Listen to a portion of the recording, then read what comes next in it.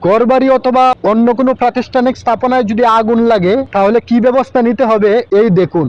আশা করি এই ভিডিওটি আপনার কাজে আসবে।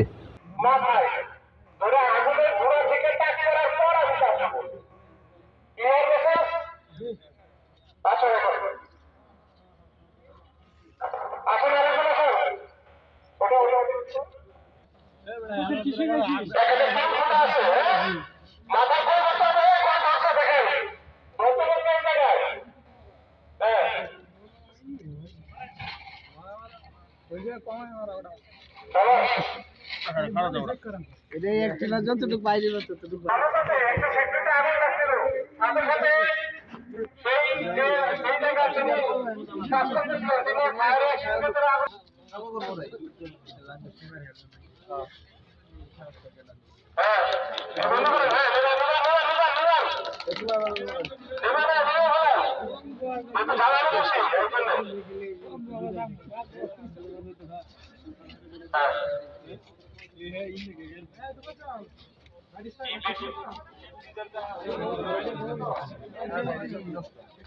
আগুন